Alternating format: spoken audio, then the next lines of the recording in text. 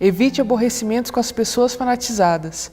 Permanecem no cárcere do exclusivismo e merecem compaixão como qualquer prisioneiro. Não se perturbe com o malcriado. O irmão intratável tem, na maioria das vezes, o fígado estragado e os nervos doentes. Ampare o companheiro inseguro. Talvez não possua o necessário quando você detém excessos. Não se zangue com o ingrato. Provavelmente é desorientado ou inexperiente. Ajude ao que erra. Seus pés pisam o mesmo chão, e se você tem possibilidade de corrigir, não tem o direito de censurar. Desculpe o desertor. Ele é fraco e mais tarde voltará à lição. Auxilie o doente. Agradeça ao divino poder o equilíbrio que você está conservando. Esqueça o acusador. Ele não conhece o seu caso desde o princípio. Perdoe o mal. A vida se encarregará dele. Aproveite bem o seu dia. Prece diante da manjedoura. Senhor, diante da manjedoura em que nos descerras o coração, ensina-nos a abrir os braços para receber-te. Não nos relegues ao labirinto de nossas ilusões, nem nos abandones ao luxo de nossos problemas. Vimos ao teu encontro, cansados de nossa própria fatuidade. Sol da vida, não nos confies as trevas da morte. Fortalece-nos o bom ânimo, reaviva-nos a fé, induze-nos a confiança e a boa vontade. Tu que renunciaste ao céu em favor da terra, ajuda-nos a descer com o supremo bem para sermos mais úteis. Tu que deixaste a companhia dos anjos, sábios e generosos, por amor aos homens, ignorantes e infelizes, auxilia-nos a estender com os irmãos mais necessitados que nós mesmos o tesouro de luz que nos trazes. Defende-nos contra os vermes da vaidade, ampara-nos contra as serpes do orgulho, conduze-nos ao caminho do trabalho e da humildade, e reconhecidos à frente do teu berço de luminosa esperança, nós te rogamos, sobretudo, os dons da simplicidade e da paz, para que sejamos contigo fiéis a Deus, hoje e sempre. Assim seja.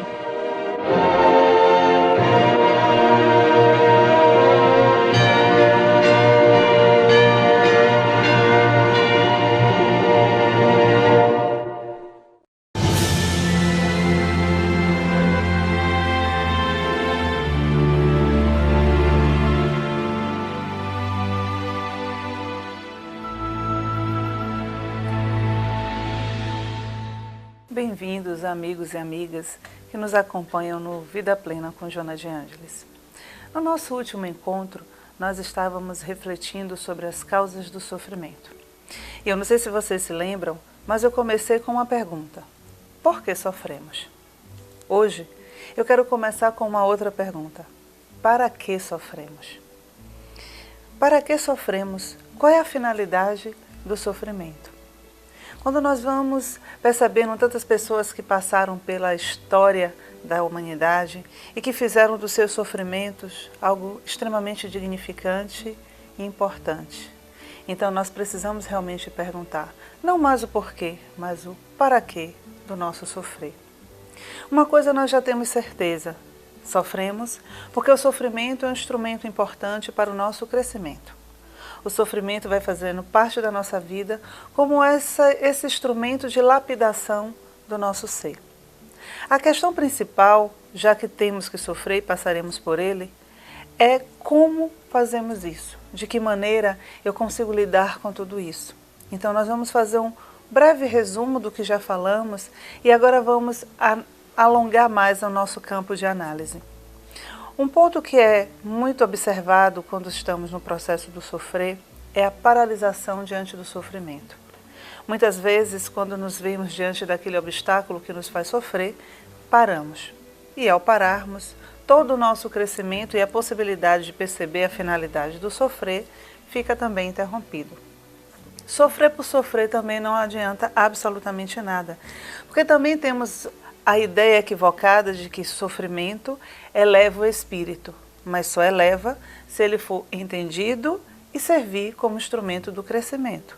O sofrimento que serve apenas para mantermos-nos na posição de vítimas, na queixa, na lamentação e na tentativa de fazer com que um outro faça por mim o que eu não quero fazer, não nos ajuda no processo evolutivo.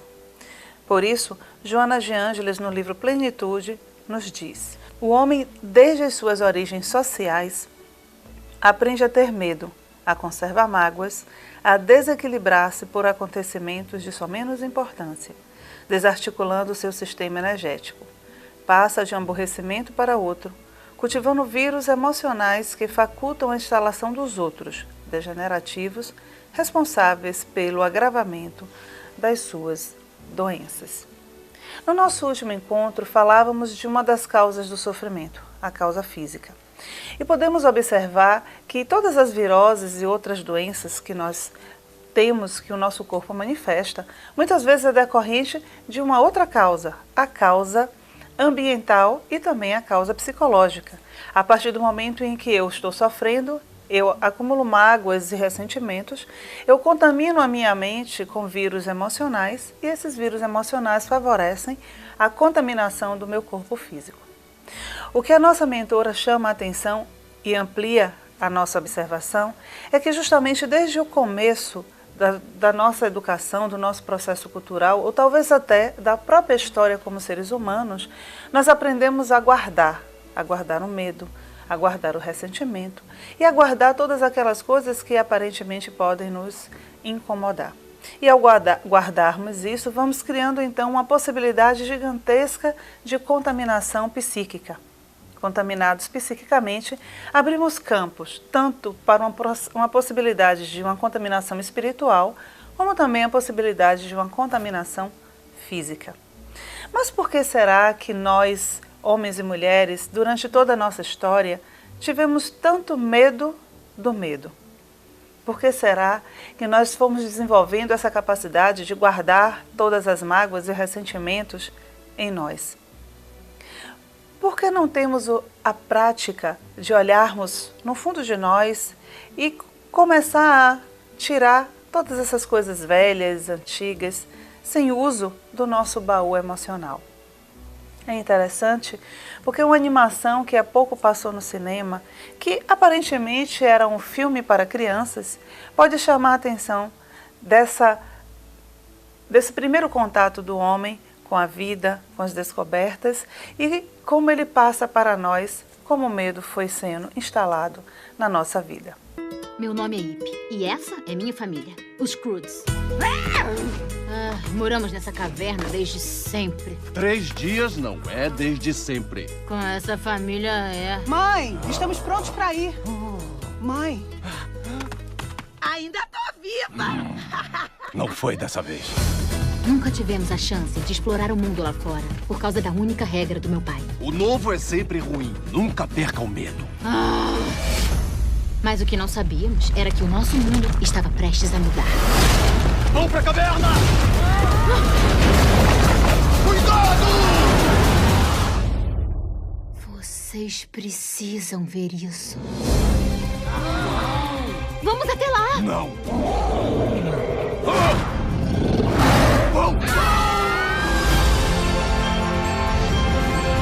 Onde nós estamos?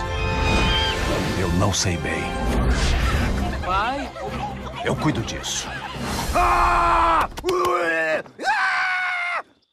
Nessa animação, Os Croods, é muito interessante como o pai, o chefe daquela comunidade, daquela pequena família, ensina aos seus filhos durante todo o tempo que sair da caverna é muito perigoso. E todas as histórias que ele conta aos seus filhos sempre têm o mesmo final. Alguém morre porque descobriu algo novo. Então, descobrir algo novo é extremamente perigoso. E ele vai, então, mantendo a sua família com uma crença. Sair da caverna é perigoso. o que nos mantém vivos é o medo. Sem sombra de dúvidas, o que ele traz é verdadeiro. O medo tem uma função extremamente importante na nossa vida, na manutenção da nossa vida. Se fôssemos sem nenhum medo, se tivéssemos essa condição de não sentirmos nenhum medo, já teríamos extinguido a vida no nosso planeta, porque estaríamos todo o tempo passando por perigos sem nenhuma consequência, sem nenhuma responsabilidade. Mas junto com o medo que nós fomos aprendendo a ter, até para a própria preservação da vida, assim como na animação que nós vimos, nós fomos também aprendendo a guardar outras coisas. Então, o medo, aquele medo que nos mantém vivos, é extremamente importante. Mas fomos então aprendendo a ter medo de tantas outras coisas. E junto com o medo de tantas outras coisas, nós começamos a nos impedir de viver a vida, porque começamos a não ousar, a não buscar novas oportunidades, começamos a ter medo da mudança, começamos a ter medo de nos relacionarmos com os outros e junto com isso nós fomos nos magoando, nos ressentindo, acumulando raiva e acumulando tantas outras questões que faz com que o ser humano passe por um processo muito prolongado no sofrimento. E de fato, sofremos e sofremos para quê? Então não podemos deixar que algo que está presente em nossa vida desde tanto tempo, desde que o homem começa a desenvolver e dar os seus primeiros passos na sua capacidade de inteligência e de descobertas, não podemos deixar que isso passe em vão em nossa vida. E a nossa mentora continua nos ensinando com a seguinte frase: a frustração, por sua vez, responde por sofrimentos que seriam evitáveis, não fossem as exageradas esperanças do homem, as suas confusas ideias de automerecimento que lhe infundem crenças falsas nas possibilidades que não lhe estão ao alcance. A frustração, por sua vez, vem como uma grande aliada no nosso processo de desenvolvimento. Voltando ao nosso homem da caverna, se nós fôssemos nos desenvolvendo com a crença certa de que não deveríamos nunca sair da caverna, porque sair da caverna era extremamente perigoso, muito provavelmente o progresso do nosso planeta estaria muito comprometido. Mas se nós voltamos para o nosso tempo e continuamos com a crença, claro, já não vivemos mais em cavernas, mas que precisamos estar o tempo todo protegidos, porque o mundo lá fora ou o outro é perigoso, nós sofremos um sério risco, não só o de interrompermos algo que é muito natural do ser, que é a comunicação e a relação social, mas nós vamos alimentando em nós uma certeza falsa de que somos muito especiais e que não podemos sofrer e que não devemos nunca passar ou não merecemos passar pelas situações difíceis que o processo de descobrimento, o processo de investigação da vida exige de nós. Isso faz com que o nosso ego fique extremamente inflado.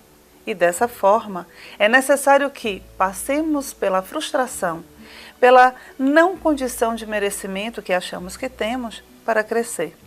E ao sermos frustrados, nós sofremos.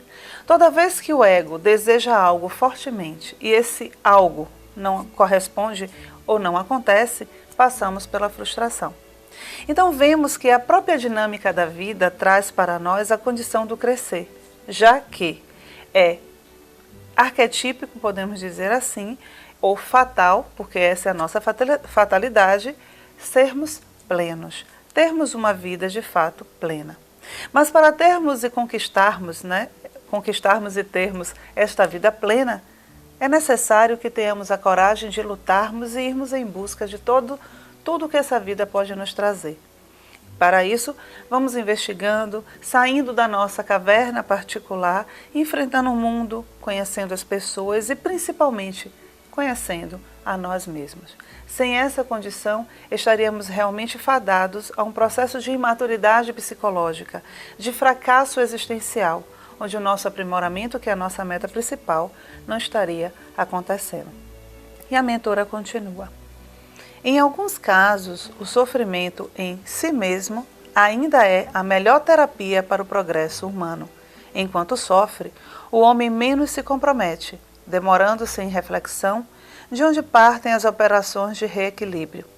É comum a mudança de comportamento para pior quando diminui os fatores afligentes.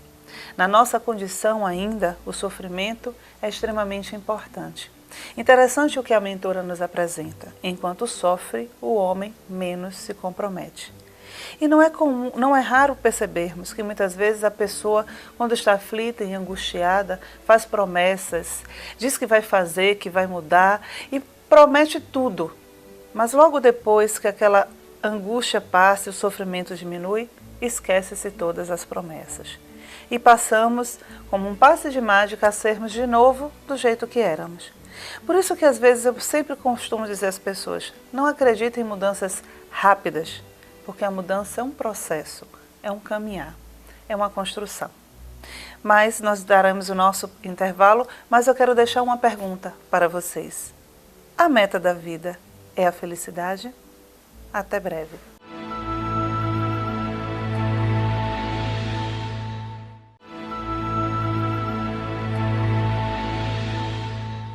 E aí, amigos, pensaram? Será que a meta da nossa vida é a felicidade? Na nossa cultura, provavelmente sim. Nós crescemos e fomos criados ouvindo isso. Todos nós temos como meta fundamental da nossa vida a felicidade. E não vamos dizer o contrário. Todos nós merecemos com certeza ser feliz, buscar essa felicidade. A questão é, o que é felicidade para você? O que é que nós fomos construindo nessa ideia de felicidade? Quando nós vamos direcionando a nossa vida cegamente para a conquista da felicidade, nós corremos um risco muito grave. E esse risco significa o seguinte, bem, na nossa ideia, ser feliz é aquela pessoa que está saudável, aquela pessoa que está sempre sorridente, aquela pessoa que muito provavelmente é bela, tem um corpo harmonioso, tem um belo companheiro ou companheira, uma vida familiar muito harmoniosa, uma bela casa, um belo carro e todas essas questões que o nosso ego associa à felicidade. Bem, se nós direcionamos toda a nossa vida, toda a nossa energia para a conquista dessa felicidade, muito provavelmente todas as partes que compõem a nossa psique ou nossa vida, que não condizem com esta felicidade, seriam guardadas. É mais ou menos assim. Vamos receber uma visita muito importante na nossa casa. E a visita avisa faltando exatamente meia hora para chegar. A maioria de nós sai correndo para arrumar a casa. E todas aquelas coisinhas que a gente não quer que a visita veja, a gente vai pegando e vai colocando em algum lugar, pedindo a Deus que a visita não abra aquela porta. Então seria mais ou menos isso que faríamos em termos psíquicos. Nós vamos guardando todas as partes sombrias ou desagradáveis em nós em algum lugar. E ao guardarmos tanta coisa nesse lugar, que aparentemente ou falsamente para nós é seguro, nós estaríamos então nos colocando em perigo. Porque como poderíamos ser felizes incompletos? Se parte de nós não pode participar da nossa vida, se parte de nós não é aceita nem por nós, nem pelos aqueles que vivem conosco. Então, a meta da vida precisa ser revista, porque assim como diz James Hollis, um junguiano, a meta da vida não é a felicidade, como pensamos, mas o significado, buscar o significado de todas as coisas. E dentre esses significados, buscarmos o significado, o sentido do nosso sofrimento. Quando nós encontramos esse sentido, temos coragem para enfrentar o sofrimento. Seria mais ou menos como pensar, bem, eu sinto que não estou bem, emocionalmente eu não estou bem. Sinto que minha vida não está fluindo. Sinto que alguma coisa em mim está sempre em incômodo. Como se eu guardasse uma angústia que muitas vezes eu sequer imagino de onde vem. E me proponho então a fazer um processo de autodescoberta, de autoaprimoramento. Automaticamente, ao revisarmos os nossos livros antigos, ao revisarmos o nosso passado, a nossa própria história, muito daquilo nos traz sofrimento. Então, suportar esse sofrimento é extremamente importante para que possamos chegar naquele nosso objetivo, na nossa meta, sermos melhores. Então, essa proposta que James Hollis faz quando diz que precisamos encontrar o significado em vez de buscar a felicidade. Precisamos encontrar o significado profundo em todas as coisas da nossa vida. Às vezes vamos passando pela vida como se estivéssemos simplesmente a passeio, e não estamos. Precisamos, de fato, observar a beleza de todas as coisas, inclusive do próprio sentido do sofrimento. Eu vou apresentar a vocês um gráfico para talvez ajudar e ilustrar melhor a relação do ego com o sofrimento. Se a nossa meta é a felicidade, como está no centro do gráfico, nós vamos imaginar que o ego, que somos nós, o eu, vai se relacionar e se dirigir todo o tempo para a felicidade. Então nós vamos direcionando a nossa vida para a realização da felicidade. As conquistas, que no olhar do ego, são as conquistas materiais, as conquistas de imediata satisfação. Bem, a vida passa, mas como nem tudo acontece no ritmo e da forma como nós queremos, nós passamos por algumas questões indesejáveis. Supor, não conseguimos conquistar aquele cargo no trabalho que nós estávamos almejando para a nossa felicidade ser completa. O que vai acontecer? O gráfico nos mostra. Ficamos frustrados. Então, uma vez frustrados, começamos então a questionar. Caímos no processo de por que isso aconteceu comigo? Muitas vezes vamos para a lamentação, para a queixa, para o revide. Então, dependendo de como cada um esteja estruturado e das suas questões, a frustração traz para nós uma situação.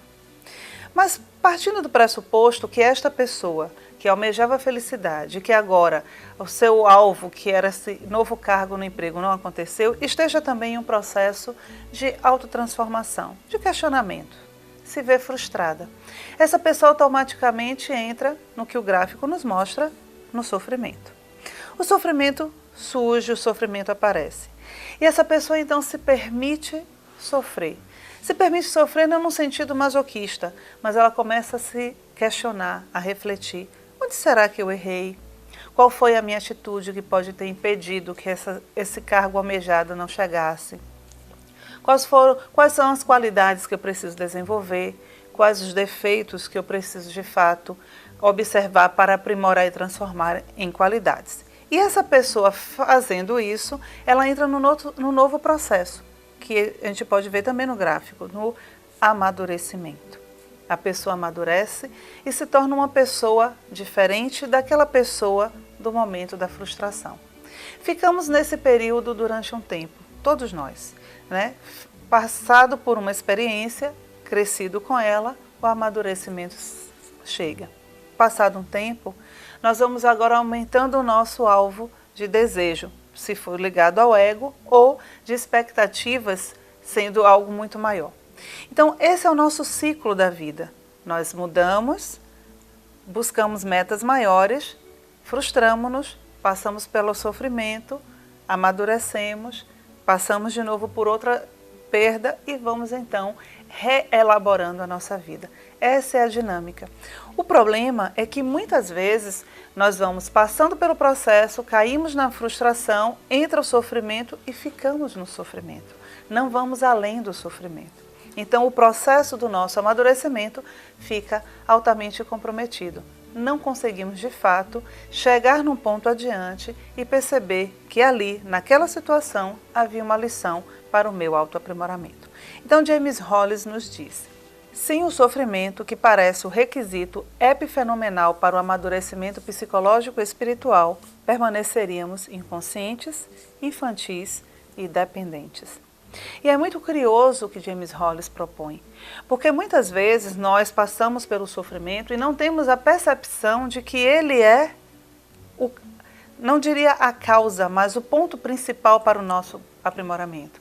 Então, quando ele vai chamar a atenção de que, aparentemente, nós achamos que ele é epifenomenal, o sofrimento, nós colocamos muitas vezes o sofrimento como algo pouco importante, ou um castigo divino, ou processo kármico, ou qualquer outra coisa. Mas precisamos ter o foco. Sem ele, e é isso que ele chama a atenção nessa frase, nós permaneceríamos imaturos, dependentes e infantis. Então, ele é a ponte que vai levar todo o tempo o nosso processo de evolução, de autopercepção. Se eu não sofro, eu não mudo.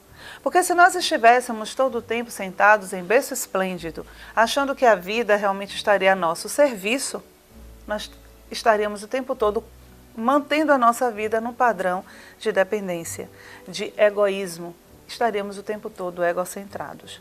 Então precisamos ter esse olhar profundo de que a vida me manterá ativa e dinâmica e junto com isso, com todas as transformações que eu passarei pela vida, o sofrimento estará lá passando também pelo nosso processo, assim como no gráfico que nós vimos. Ele estará envolvido no meu processo, ajudando a todo momento que eu me frustro, é uma oportunidade para o meu amadurecimento. Um ego que não passa por isso, ele vai se manter sempre no estado imaturo infantil. Mas diante de nossas reflexões, e agora que já começamos a perceber que a meta da nossa vida não deve ser a felicidade nesse sentido que nós aprendemos que é a felicidade, mas sim uma busca muito maior e mais profunda do significado, porque encontrar o significado da nossa vida é de fato encontrar a felicidade, eu tenho uma outra pergunta para vocês. E essa pergunta talvez seja um pouco incômoda, mas precisamos fazer. Por que você faz o outro sofrer? E essa pergunta pode ser estranha e você pode pensar assim, mas quem disse a você que eu faço o outro sofrer? Mas fazemos. Inconscientemente, sem ser a nossa verdadeira intenção, nós fazemos os outros. E o pior, fazemos as pessoas que nós mais amamos sofrer. Mas por que isso acontece? Será que porque somos pessoas ruins? Será que somos pessoas que ainda estamos em uma condição muito imatura? Ou será que o sofrimento que eu não sei lidar, o sofrimento que eu vivi durante a minha vida está tão embutido em mim e se eu não o cuido dele, eu vou passá-lo adiante?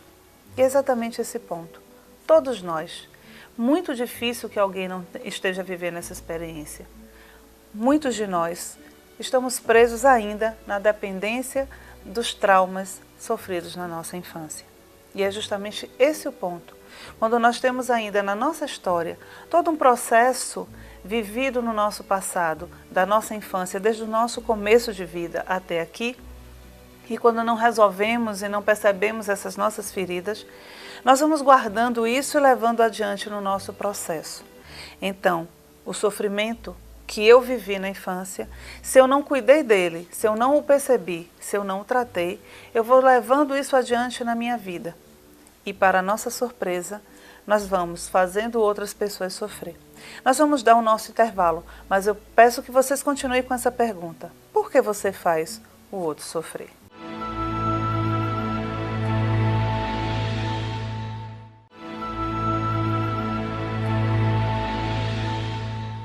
Bem, voltamos. E você pensou na pergunta que eu fiz? Bem, é difícil aceitarmos que nós fazemos isso.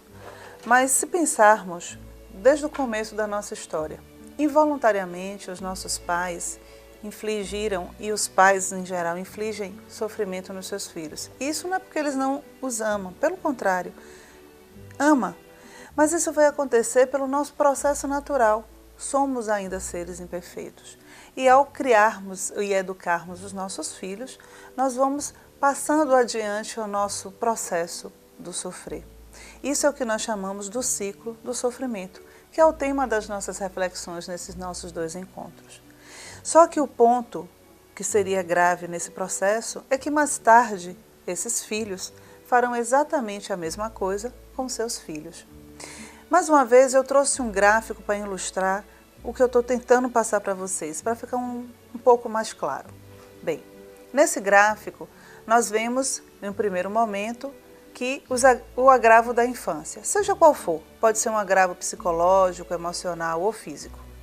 Esse gráfico liga os agravos da infância aos pais, como os provocadores disso, né? Aqueles responsáveis pelos agravos. Os pais que, como filhos, também sofreram agravos, agora passa adiante para os seus filhos. Isso pode ser de forma direta, consciente ou inconsciente. Esses filhos vão crescendo dentro desse processo, sofrendo o abandono direto ou indireto, sofrendo com preconceitos às vezes e tantas outras questões que podem acontecer dentro de um ambiente familiar. Esses filhos crescem e se tornam adolescentes, jovens adultos e começam então a sentir e a passar pelas consequências de tudo isso, principalmente no âmbito emocional psicológico. Então as dificuldades que esses jovens agora passam a viver vão sendo transferidas para as suas relações com o mundo externo. Relação de trabalho, relação com os outros amigos e também a relação com o sexo oposto, com os seus companheiros e suas companheiras. Nesse processo, imaginemos que esses filhos casam. Uma nova família começa a surgir. E nessa nova família que começa a surgir, nascem outras crianças. Agora os netos daqueles pais que o nosso gráfico mostra. Esses netos agora começam a ser educados por aquele filho e uma outra filha, de uma outra relação. A partir daí, os agravos vividos pelos filhos, pelo rapaz e pela moça da nossa história, começa a ser transferida e passada para os netos ou os filhos dos filhos.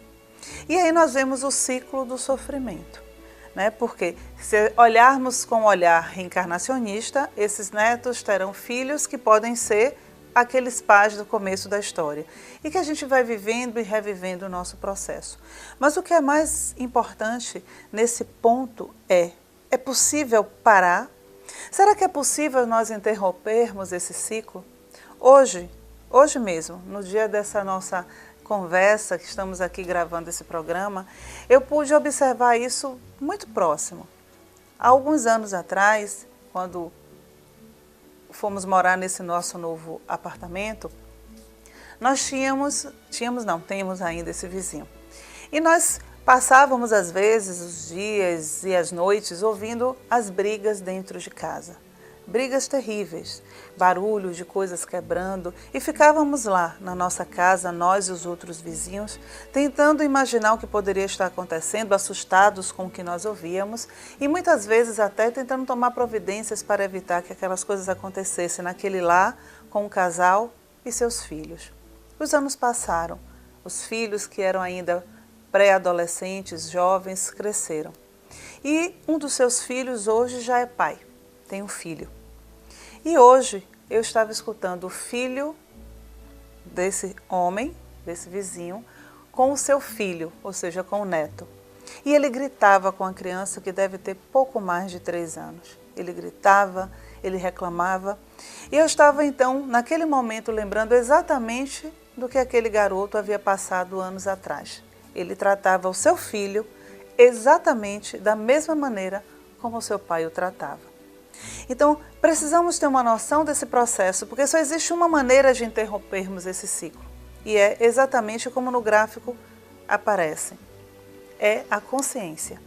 Nós precisamos ter a consciência desse processo. Quando tomamos a consciência do nosso sofrimento, nós interrompemos esse ciclo. E já não precisamos passar para os nossos filhos. E os nossos filhos não precisam passar para os nossos netos. Então, como é possível tomar consciência? Como é possível, no auge do sofrimento, nós percebermos que ali tem um fator importante, que eu preciso parar, acolher aquilo para não passar adiante? Porque se eu não fizer isso, a nossa pergunta, que talvez tenha sido tão perturbadora, vai continuar na nossa vida. Eu vou fazer os outros sofrer, sem nenhuma sombra de dúvidas. Mas vamos tomando consciência e vamos pensar então em um homem que está preso. Ele está preso em uma cadeia com grades muito fortes. E essa cadeia, ela tem particularidades diferentes daquela cadeia que nós estamos acostumados. Esse homem vive nessa cadeia, essa cadeia tem um certo conforto, ela é ampla, tem divertimento, ele tem CD, DVD, livros, ele pode assistir filmes, ele pode sair. As grades, apesar de serem grossas, elas estão sempre abertas. Então ele pode transitar livremente, ele pode sair e pode voltar. Os guardas que compõem essa prisão, eles fazem um papel diferente. O papel dele não é impedir quem está lá dentro de sair, mas quem está lá fora de entrar. E esse processo que pode parecer estranho para nós, é como muitos de nós vivemos. Nós vivemos em cadeias, a cadeia do sofrimento.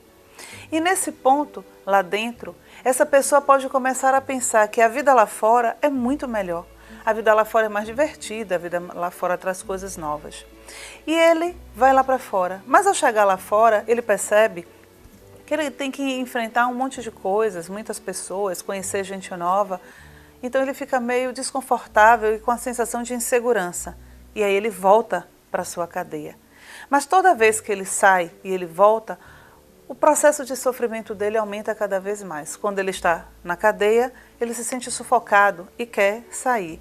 Quando ele está lá fora, ele se sente oprimido e inseguro e quer voltar. Todos nós vamos sofrer, mas nós não precisamos ficar presos nesse processo dessa cadeia, desse ciclo do ir e vir, sem aproveitar o momento ou o lugar onde nós estamos. Nós precisamos romper essa cadeia de uma maneira tal que eu possa viver lá fora da melhor maneira possível. Então o ponto principal é, já que sofremos e sabemos que vamos sofrer, é como eu lido com isso. No momento em que o sofrimento chega, qual é a minha tentativa de lidar com ele? Eu aumento esse sofrimento e me desespero e fico enlouquecida e aí começo a fazer situações ou gerar situações que são muito mais complicadas e meu sofrimento aumenta? Eu termino fazendo com que outras pessoas sofram junto comigo e aí a situação me faz sentir mais confortável porque pelo menos não sou eu a única a sofrer? Ou eu tento enfrentar esse sofrimento e vou aos poucos conseguindo diminuí-lo? É importante que eu tenha a consciência, dentro desse nosso exemplo da prisão, de que eu estou na prisão e que aquela prisão não é um lugar confortável para mim. Mesmo que fora dela eu me sinta insegura, eu me sinta temerosa, mas lá eu estou livre. Na prisão, isso não é possível. Então, Carl Gustav Jung, em uma de suas cartas, ele nos diz: a consciência humana iluminada rompe a cadeia do sofrimento, adquirindo assim significado metafísico e cósmico. A consciência humana iluminada. Essa é a única maneira, tomar consciência. Quando eu tomo consciência desse processo, o sofrimento passa a ter um significado extremamente profundo, que ele vai chamar de metafísico e de cósmico. O próprio sofrimento pode ser para mim uma bússola que vai me direcionar ao caminho que eu preciso de fato seguir para conquistar o que nós todos almejamos, a vida plena. Perceber o sentido profundo de tudo isso. Saber que eu estou exatamente no lugar e no momento certo para o meu crescimento e para o meu processo evolutivo. Mas, continuando com as nossas análises, nós vamos percebendo que nós temos muitas alternativas de lidar com o sofrimento. Uma coisa curiosa é que nós temos muito mais condições negativas de lidar com ele do que positivas. Isso pode parecer algo estranho, mas é bom. Se olharmos de fato e pensarmos assim, nós estamos em uma sala com 1000 portas. 999 portas nos levariam ao inferno. Só uma nos levaria ao paraíso. Não tem nenhuma indicação nessas portas. Nós vamos abrir e seguir adiante. Isso seria terrível, porque nós teríamos 999 possibilidades de irmos para o inferno. Mas se pensarmos que nas 1000 portas tem indicação inferno e paraíso, a chance fica muito mais fácil, porque eu sei que só tem uma porta que me leva para o paraíso. Basta que eu faça a escolha de abrir a porta correta. Então nós temos várias formas de lidar e precisamos refletir e pensarmos juntos qual é a maneira que eu lido com o sofrimento. Uma delas é guardá-la para si. Muitos de nós fazemos isso porque culturalmente e muitas vezes o próprio processo religioso nos diz que isso é extremamente bonito, caridoso, generoso e que isso nos leva para o reino dos céus.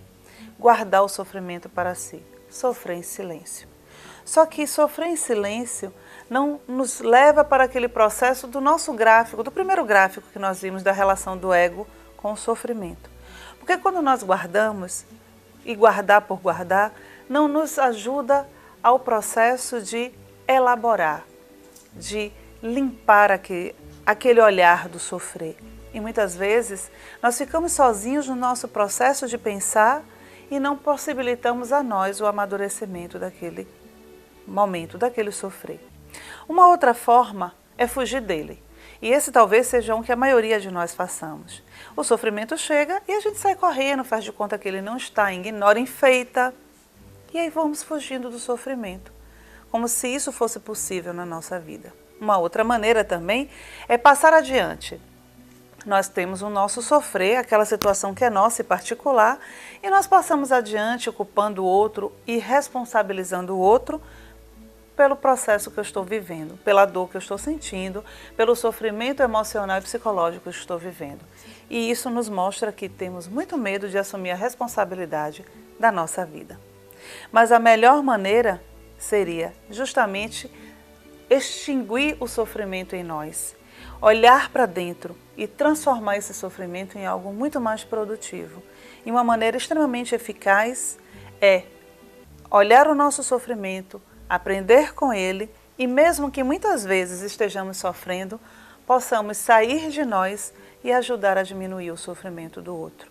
Esse seria um ponto extremamente importante para percebermos que o sofrimento tem uma finalidade muito profunda. E pensando e aprofundando na nossa proposta, a proposta da nossa doutrina espírita, que diz que fora da caridade não há salvação, que possamos levar adiante isso com um olhar extremamente profundo. Quando eu tenho esse cuidado de olhar para dentro de mim, perceber o sofrimento que eu guardo, perceber a minha história, transformá-la, eu tenho condições reais de sair e diminuir o sofrimento do outro, melhorar o mundo que está à minha volta. E assim, o nosso sofrimento ganharia um tamanho gigantesco e a finalidade da nossa vida seria então conquistada por nós. Então, que possamos refletir profundamente sobre isso e percebermos que o sofrimento é o nosso companheiro de jornada e que está, para nós, a serviço do nosso progresso. Que todos nós tenhamos uma semana muito tranquila e que a busca pela vida plena seja, de fato, o nosso propósito. Até o nosso próximo encontro.